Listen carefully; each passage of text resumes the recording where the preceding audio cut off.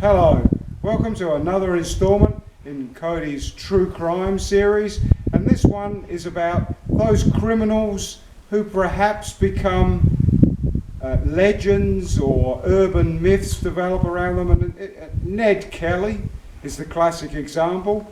Was he a folk hero or was he a murderous criminal? But we're not going to talk about Ned, we're not going to talk about Robin Hood in England, not going to talk about William Tell in Switzerland or Jesse James in the United States. Most countries have got one. Instead, we're going to talk about a man born in 1705 in Hempstead, Essex in the UK.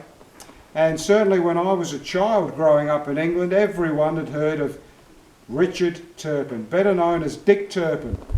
He was the son of a butcher, and when he started his long life, he was going to be a butcher, but instead he became a highwayman.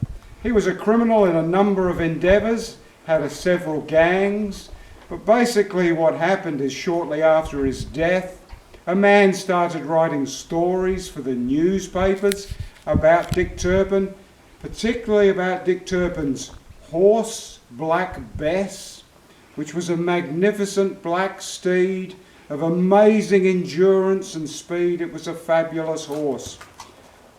Of course, everything this journalist wrote about Dick Turpin and Black Bess was a load of rubbish. And what I would say to you is, take today, if you were a criminal, would you get around in a bright red Ferrari with yellow wheels and distinctive markings on it? Of course you wouldn't. You want to blend in. Well, in the early 1700s, would Dick Turpin really have been riding a horse that wherever he went, people said, wow, look at that horse, that must be Dick Turpin? Of course not. The reality was that Dick Turpin principally was a horse thief. He stole horses, went to another county in England and sold those horses.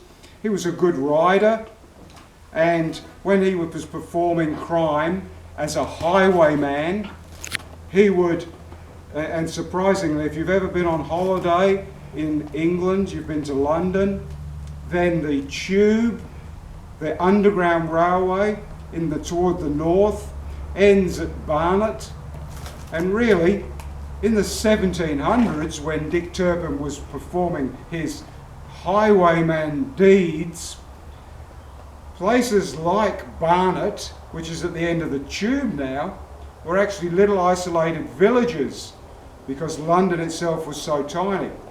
So Dick Turpin would hold up coaches and travellers on these roads into the north of London, and he would come out, no street lighting whatsoever, of course, and he would, on his horse, he would come out of the darkness in his cloak and his tri-hat with his powder and ball pistol and call out, "Stand and deliver!" And the coach would stop and he would rob them. But like any criminal that starts to become too well known, he decided that he was going to try and take it a bit quiet, and so he changed his name to John Parker, the alias John Parker, and he went to a hotel near York and was going to try and keep a low profile. What did he do though? He was staying in the hotel, he was drinking, he was eating, and the publican thought, how's this bloke making income? He got suspicious, and so he went to the local law and they arrested him for horse theft. Now in 1545, the legislation was enacted in England to make it a capital offence to steal horses. You stole a horse, you were hung for it.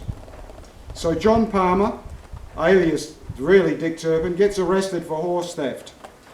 While he's in prison, he writes a letter to his brother-in-law because he hopes that his brother-in-law is going to be able to get a lawyer and get him out of prison. Back then, though, the postage system was different to today. You didn't take your letter to the post office and pay for a stamp. You took your letter to the post office, it was posted for you, and the recipient had to come and get the letter and pay for the letter. When the letter arrives in Dick Turpin's hometown, where his sister lives, his brother-in-law goes to the post, is summoned to the post office and says, "Don't know that bloke? Don't know anyone in York? No, I'm not going to pay for that." Much like today, it could be a Nigerian lawyer telling you some bullshit story. Well, that's what he thought this letter might be, so he refused to pay for it. Now, the post office isn't happy with it. They want all the letters to be paid for. So the letter was sent to a nearby post office for someone to make the decision what was going to happen about the person refusing to pay for the letter.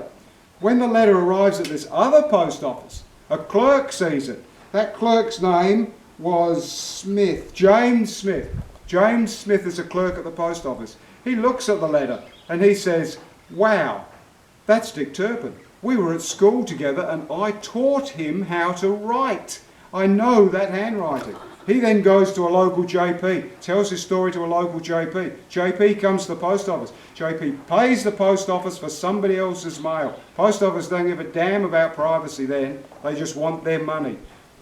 The JP opens the letter. In the letter, Dick Turpin is talking to his brother-in-law about how to get them out of prison. The letter then goes to York, and it's decided, wow, we have now got the infamous Dick Turpin. And to cut this short, basically the evidence against Dick Turpin is so overwhelming. They say Turpin became depressed and didn't try and defend himself. Back in those days, you had no right to a lawyer, no lawyer was provided for you, and it was understood that the judge would try to help the accused as much as possible. That was the legal system then. And the judge's records show that he felt Dick Turpin didn't want to defend the charges. So what happened was that Dick Turpin was found guilty of numerous crimes, including murder. The murder was supposed to be accidental of an accomplice, but he was still found guilty of murder, and he was hung. In those days, to make it even worse, the hanging was not like it was back in the 40s and 50s, where it's called a long drop. You fall so far, your neck's broken, and it's supposed to be quick.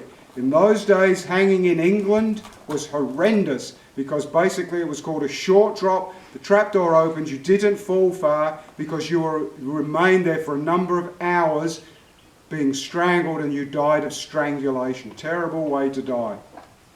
The outcome of all this is that the post office decided not much later than that it was a bad system, and they changed it so you paid to post a letter.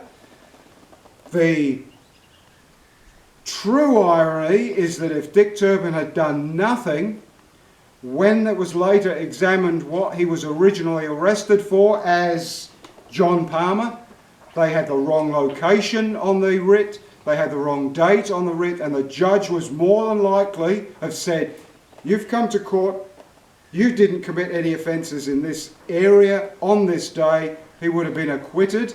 Maybe he would have been rearrested immediately, but probably he would have got away if he hadn't written the letter.